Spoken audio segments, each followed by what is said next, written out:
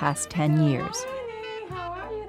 Anjanita Tanner has a degree in early childhood education and 22 years of child care experience. She tries to provide a rich learning environment for the children she serves.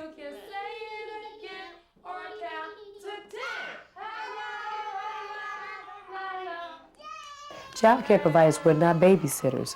We do have creative curriculum for our children. Now, okay, when you go to dentist, what you have to do, Justin?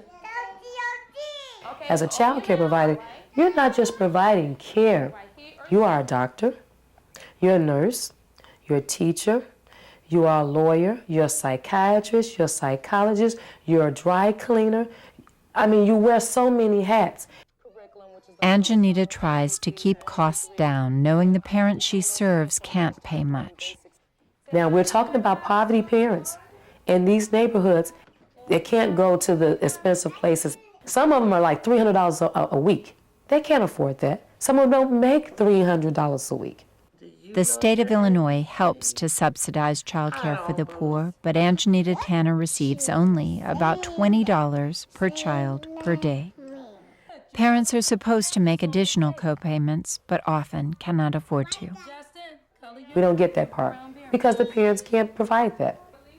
They have low-paying jobs and they can't pay their co-pay. I had like one parent, she just slid down the wall and just started crying. She said, you know what, I can't pay for child care. Sometimes Anjanita even takes in children without charge when mothers are looking for work. Many parents bring sick children to the center. Because they have to work. Most of them can't take off. They don't have those days. And in 1 week, you can have everybody coughing and sneezing. It happens all the time. Including Anjanita. Who else besides child care providers are at such a high risk for getting sick all the time? But most child care workers can't even afford health insurance. Like other providers, Anjanita has struggled continually to turn a modest profit and keep her doors open. Worthy wages! Worthy work! Worthy wages! Throughout the United States, child care workers are seeking pay and benefits equal to the importance of their work. In many other countries, high-quality child care is readily available at minimum cost to parents. Providers are certified for their professional skills and well compensated. Something like that almost happened in the United States. We passed a wonderful child care bill a few decades ago. It was one of the best that's ever been written. It passed the U.S. House, it passed the Senate. It was vetoed by Richard Nixon, but we were that close to universal child care. And there's no reason that we can't do it again.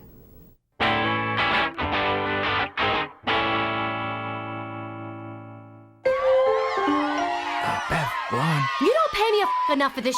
I can't do it all. I've had it. If I have to do another step,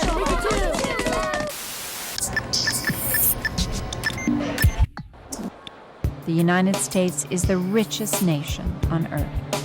Yet among all industrial countries, we have the highest percentage of poor people. For the past decade, the minimum wage has remained frozen. Full-time minimum wage workers remain deeply mired in poverty. Many people who work full-time as minimum wage workers must depend on government subsidies in order to make ends meet. In 1968, the minimum wage bought nearly twice as much as it buys today. If it had kept pace with inflation, it would now be $9 an hour. Most minimum wage workers are adults. The majority are women, many of them supporting children. Raise minimum wage! Raise minimum wage!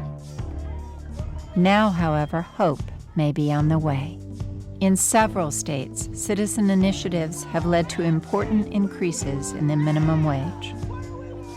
More than 100 American cities have had living wage campaigns. These efforts have met powerful opposition. Employers and the Chamber of Commerce will say, we raise minimum wage, it's only going to hurt the people who are at the lowest rung of the economic strata, we're not going to have enough jobs.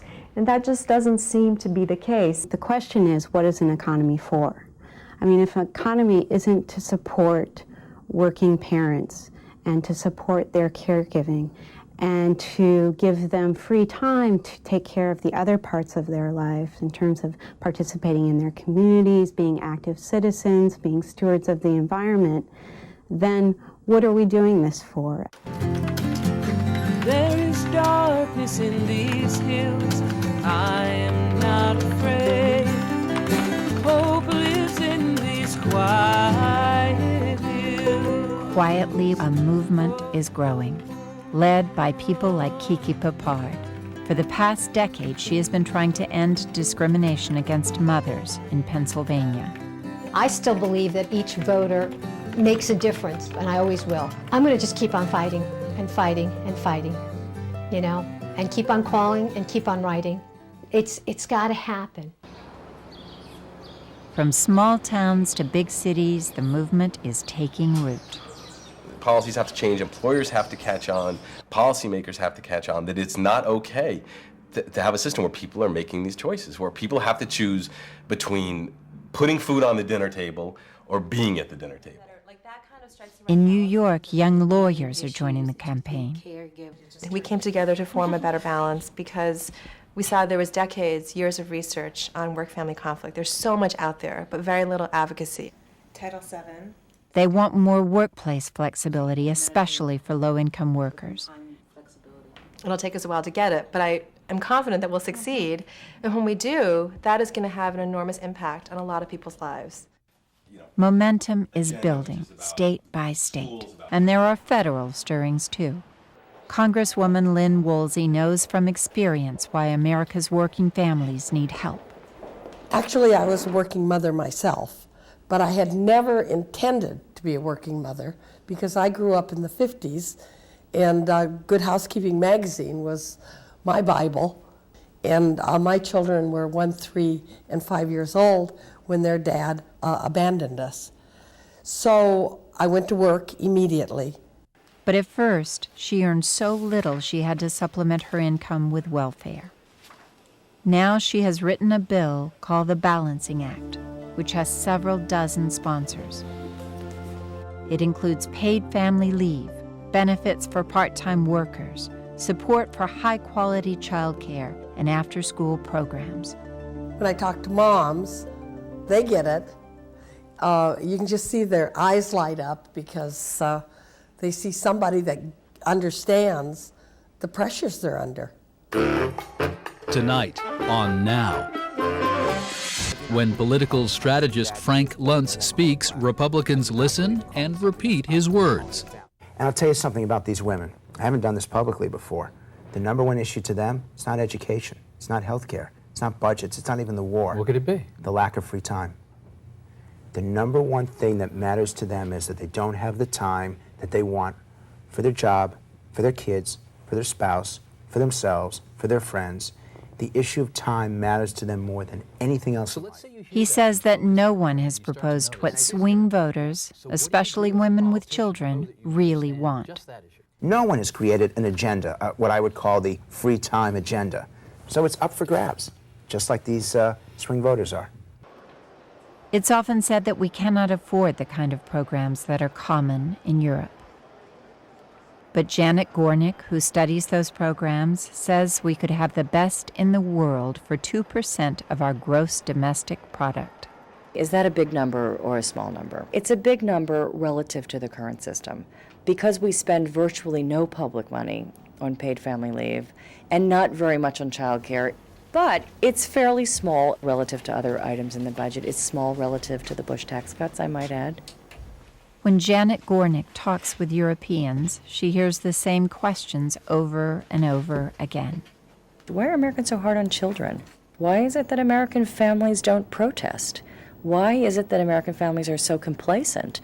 Why do they accept the overwork and the absence of policy? And that's a very tough question.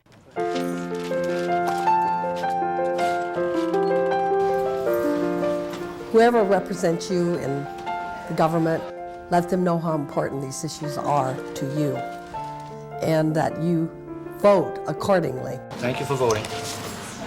I refuse to accept that these fights are partisan fights, that it's Democrats versus Republicans. Until women, men, parents start speaking up, you're not going to see either party come forward. But once you do, once it's ignited, I think you'll wind up with a competition on these issues and the voters will win.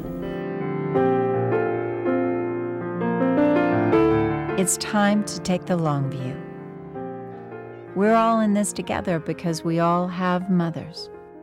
Won't we support their efforts to care for their children simply because it's good for our country and it's the right thing to do? Doesn't every mother and child deserve the best America can offer? All of us want to have time with our children. We all want to have a life that is fulfilled, and we all want to have recognition for the important work that we do. We're all on the same side here, and we're finally starting to work together.